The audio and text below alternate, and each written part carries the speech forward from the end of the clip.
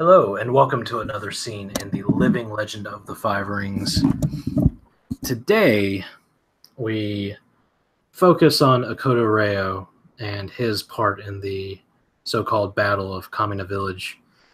After the Crow Samurai was shown to be a ghost by an errant arrow, and everyone sort of split up and fanned out through the village. We find Reo, making his entrance. What exactly is your goal, your plan of attack for you personally? We know what the battle plan is, but what is your plan?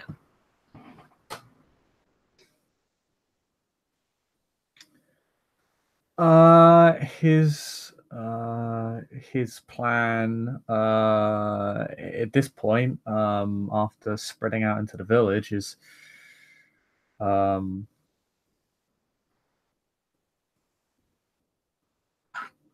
really just to try and find the leader of a Ronin and take them down as quickly as possible. Maybe it will cause the other Ronin to break, considering that their honor tends to ebb and flow with the tide. That is why they are called wavemen. And so yeah, he's just going.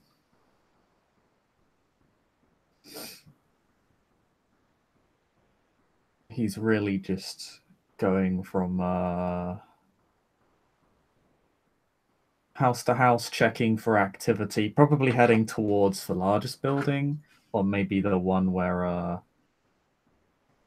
Kuro-san resided in. Because that would seem like a place where the Ronin might reside after killing her. You had been informed by Makoto and Sojiro beforehand that the Ronin had not taken up residence in the Crow's estate, seeing as how it was sort of well away from the city proper, or the village proper.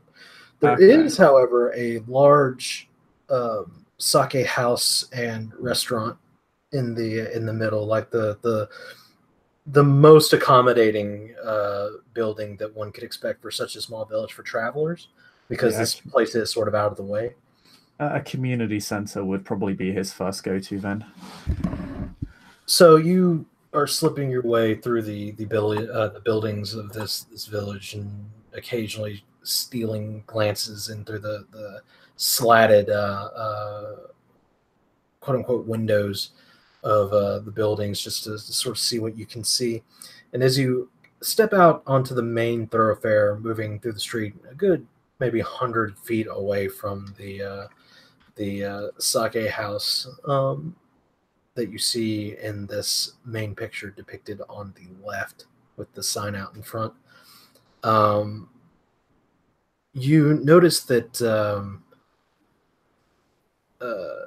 Seimei has sort of advanced up the street a ways, and sort of his attention turns and he moves into an alleyway off to the side, and ahead of you, sitting just off the side of the street on a few sacks that have been set out nearby the sake house. You see this individual sitting and watching with mild curiosity as your samurai have sort of moved throughout the city. Behind you, you hear a thundering crash, and you can look down the thoroughfare and see that the tower upon which the wooden tower upon which overseers looking over the fields would be looking has collapsed, and Makoto is bearing down on the archer that was standing up there, ending him as you do. So it looks like your plan has sort of come to some sort of head. You see this individual sitting on the sacks, and he is eyeing you with some amusement.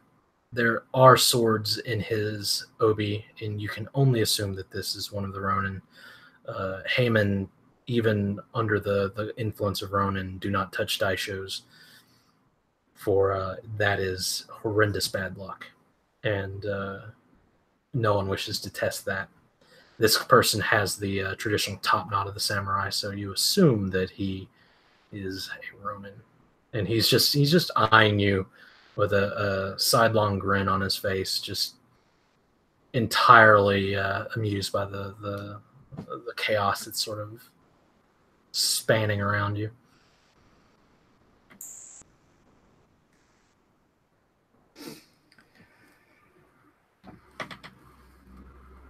He doesn't really hold. His eyes kind of shift briefly. One to the side, he kind of sees the tower full. Kind of gives it a look of Correction. certainty. Correction. It is not a tower. It is the ladder on the tower. Oh, the ladder. Koto has pushed over with the poor archer on top of it, kind of buried under the ladder now. But yes. He just looks he just looks up to her with a degree of certainty. He sees Seimei slip away. Seeing everything kind of fall into place, at least from his perspective, everything seems to be going as he would have planned it to have gone so far. The only thing that seems to be throwing him off is how bemused this figure looks. He's just kind of sitting on some of his ill-gotten gains, presumably. His eyes just kind of shift around him briefly, as he doesn't really understand why this figure would be so confident unless he had something up his sleeve.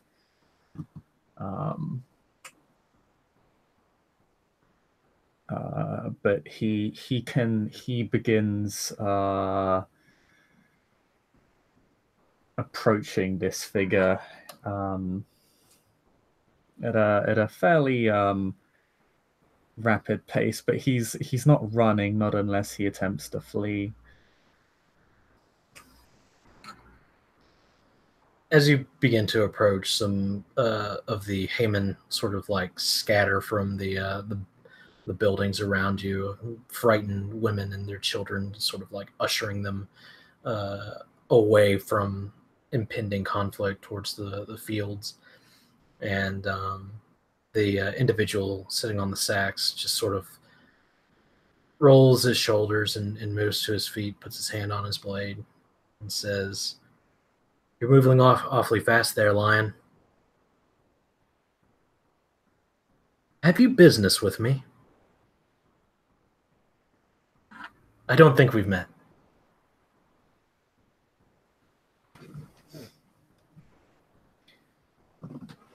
Well, we have now. You appear quite comfortable for someone so cornered. Is that what this is? I would expect nothing less from... What are you? An Akodo? Such tacticians.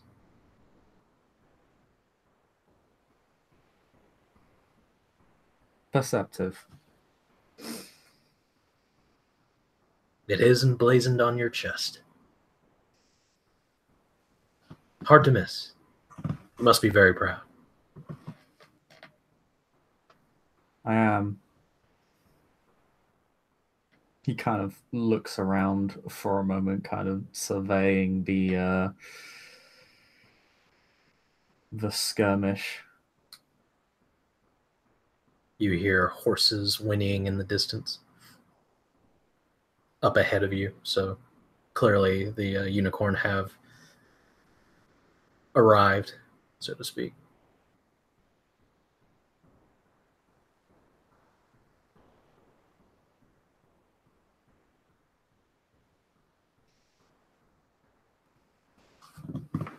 Well, I suppose then that there's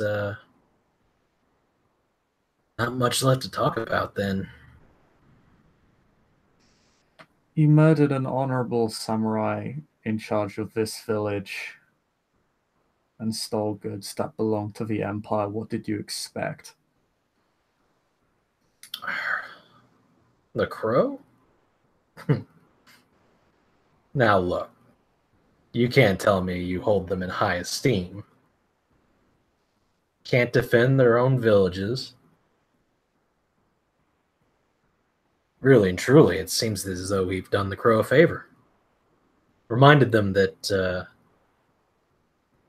threats exist outside of their misty borders and to be more prepared in the future.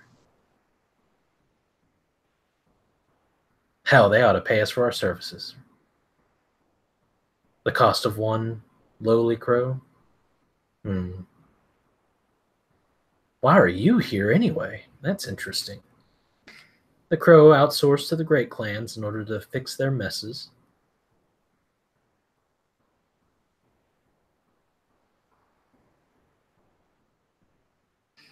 I'm just here to do my duty, which involves eliminating the threat to this village. Oh, there's no threat. We haven't harmed any of the peasants. The imperial um, material, if you will.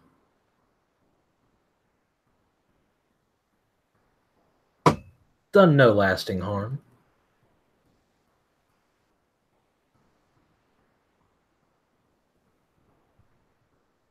Your people murdered a samurai of the Empire.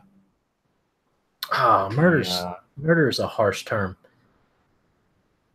She fought bravely and died bravely. Here, how about this? And he just sort of like moves his foot over and tips one of the bags over. Here's a whole bag of rice. One whole koku. Let's just call it even. I'll walk away. You don't have to be embarrassed.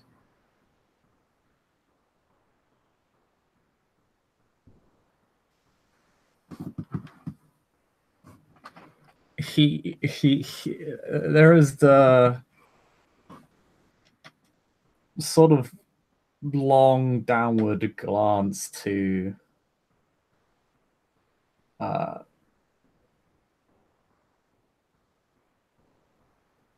for the bag of rice.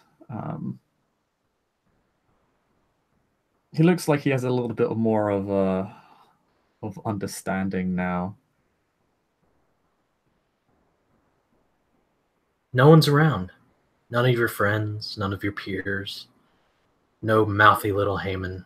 At least none that would remember what's happening here or could understand. You've got nothing to lose. Not even your honor, your precious, precious honor. You save face. I just walk away. You never see me again.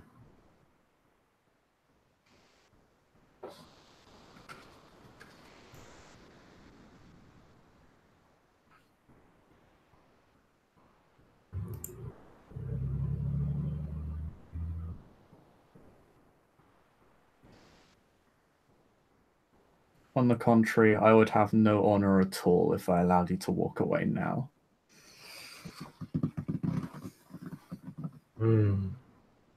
I see. One of those.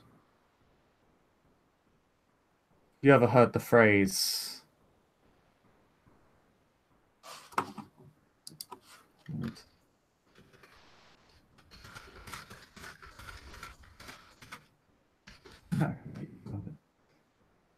We are what we are in the dark. Oh, there are many kinds of darknesses.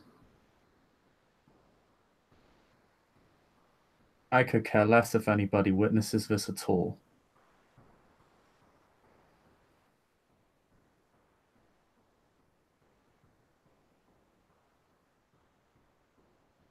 So that's it then. Really cut and dry.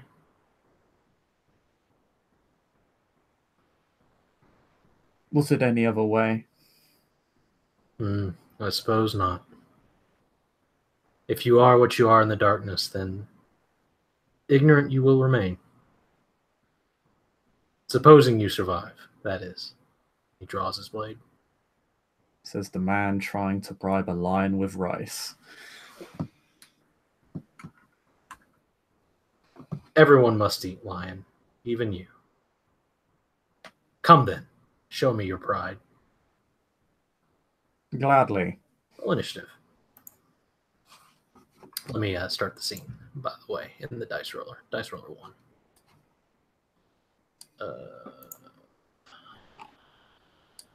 Hang on a second.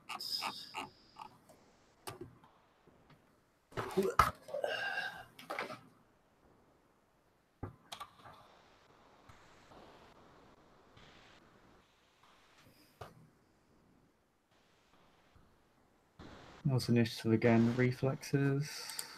Reflexes plus insight rank, which is 1. Keep reflexes. Hang on. Go ahead.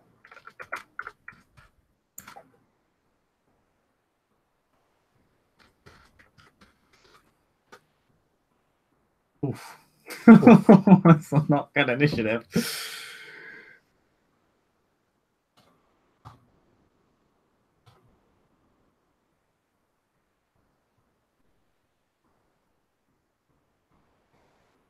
Well, he is definitely going first.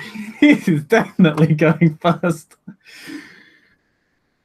He is not wearing armor. Okay. He sort of begins to like move out into the dusty thoroughfare, right towards the middle, to as though that there's some amount of dramatic license that must be taken here, and just sort of like holds his blade out to the side in a really unconventional manner. You're not familiar with this stance from any school of the Great Clans. This might be something purely developed by this honorless wave man, and he still has that annoying smirk on his face. And he simply holds his hands to the side and takes on the full defense stance and says, "Well, make the first move, Lion. I'll allow you that much."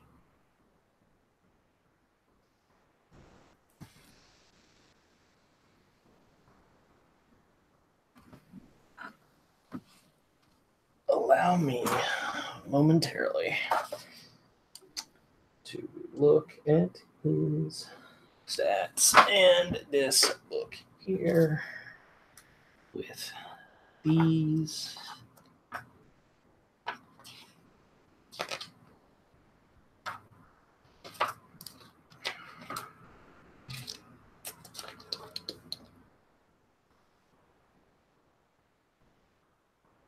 Defense plus reflexes. All right. So it is this many.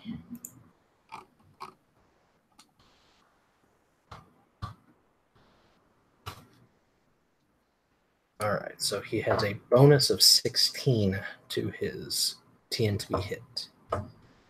So he is currently sitting at a 16 plus. That is 20. He has a 36 currently. TN to be hit. Okay. What stance are you assuming, sir? I will assume full attack. Okay. 1 moment. As I look up, I have to count what I will be doing. Attack of defense. First stances. Okay.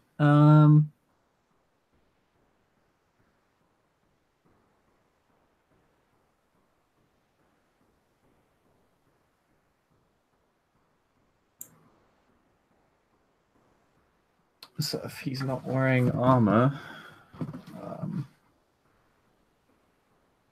I will just take the. I'll take the 3 raise as he doesn't have any armor. Okay. Because I can't ignore armor if it's not there. Correct. And it's the first. It's my first melee attack in the skirmish, so I get a +1 keep 0. Mm-hmm. So Full attack is +2 keep 1, so you are at 10 keep 4. And if you wish, you can spend a void point to add 1 keep 1 if it's that important to you. You need to call any raises if you wish to call them before you make the roll. Okay, yeah, so, no, I'll just take the 3 raise from my school. Okay.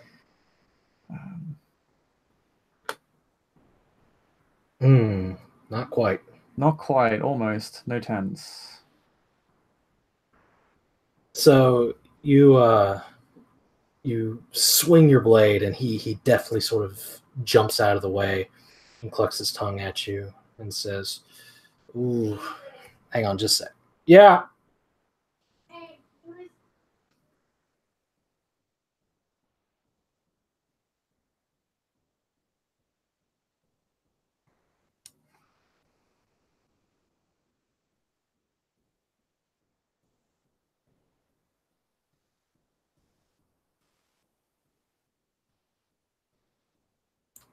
Sorry, vagrants are apparently across the street. Anyway, yeah, he sort of jumps out of the way of your blade and kind of clucks his tongue and says, "Is that all your lion's pride is worth?" Weak.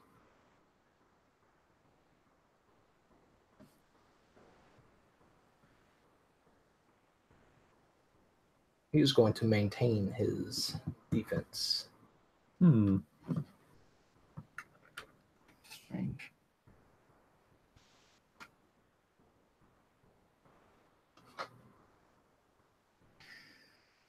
Then I'll roll 9. I'll take another 3 raise and get keep 4 as normal. I'll just go full attack again.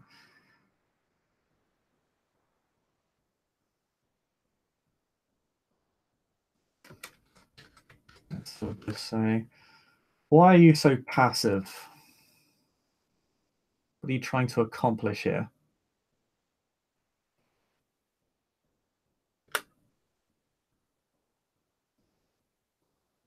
Oh, 33, almost. He just smirks, and as you swing your blade, he launches forward into action. He's going to attack you.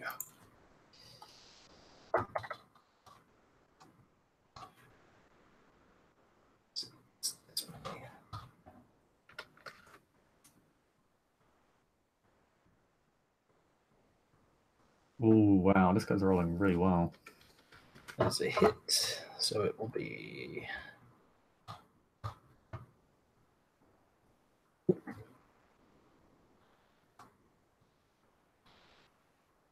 Are you serious? Ouch. Okay, so I have a reduction of 3. Yes. So I take 31. Okay. He sort of like moves out of the way of your next attack and just buries his...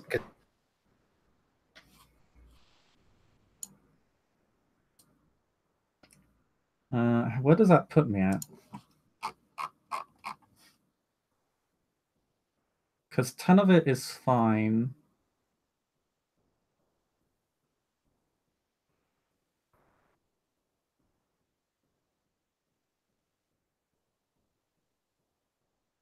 It puts me down to next. Then I have to start multiplying by another 4. So let's see.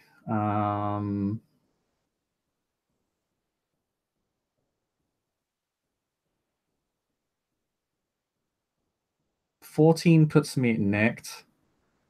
What's that? I'm sorry, my internet had a moment. I'm trying to count where I'm actually at for wound damage. You can spend a void point to reduce the damage you take by 10.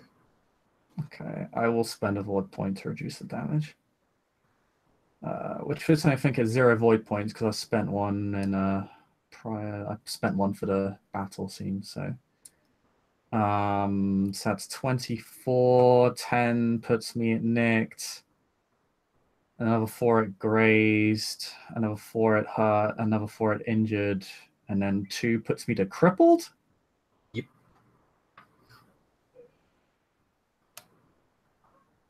He has lowered his defense, though, and attacked with full attack. So he is at a TN10 to hit, plus your wound. Okay. Excuse me. He is at a TN10 to hit with your wound penalties added. Crippled, yeah. Crippled, it puts me at 30, I think. Yes. I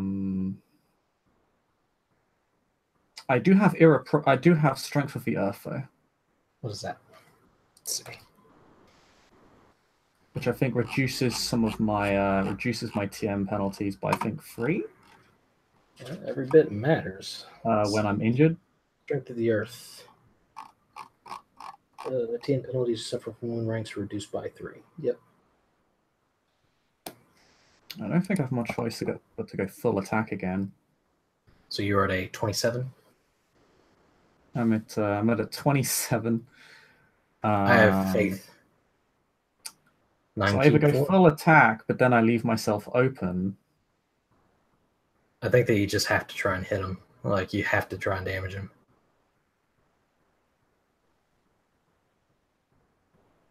Yeah.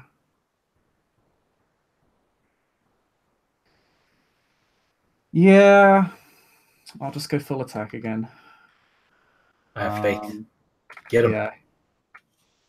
And he doesn't have any armor I can ignore, so I think it's just a free raise. Yep. It would be an extra dice of damage if you happen to hit.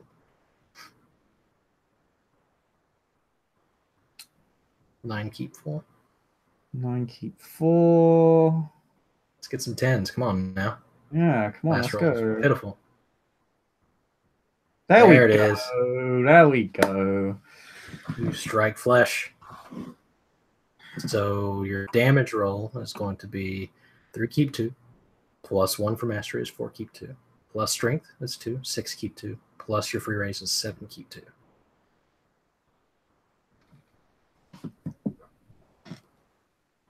Does full attack do extra damage? No. So it is 7 keep 2? Yes. See some 10s. Let's go.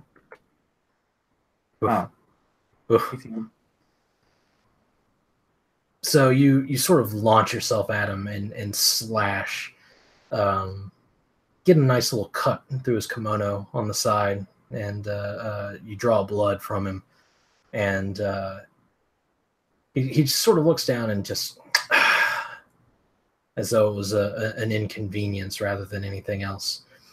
And as this is happening, and you guys are sort of locked into this duel, a pair of thundering horses come flying on either side of you. It looks like Iuchi Yume is chasing down one of these other Ronin, and they sort of like pass between both of you. And he just sort of pauses and looks at that. And for the first and last time ever, ST is going to hope that he doesn't kill you on this attack. Let's see.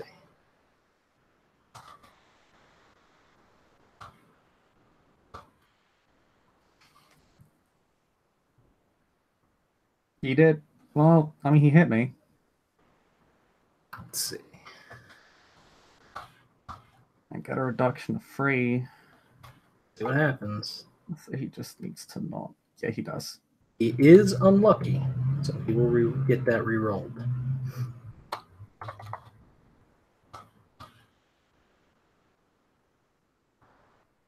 Are you serious? This guy's rolling 10s galore. So Okay. yeah, I think he just kills me. 17 minus your 6 reduction, so 11. I think I'm down though. Did you take the 3 off of your armor too on the last hit? I should have. I think. Strength. No, I don't think you did, right? I I think you took don't? off the strength of earth and then didn't take off of your armor, right? So that puts oh shit. Well, that puts me down. So I have another 3 additional health levels, I think. Yes. But I still don't think that saves me. So 20 minus 6 is 14. Minus 3 is 11 on top of. I think I just die. Well, dims to breaks. Yeah. The Ronin cuts down Akodo Reo, and unfortunately, that is where the Lion's saga will end. But perhaps if this battle is still otherwise successful, he will have something for his ancestors to be proud of. And with that, we will end the scene. Thank you, player, for playing. Watchers for watching. Good night.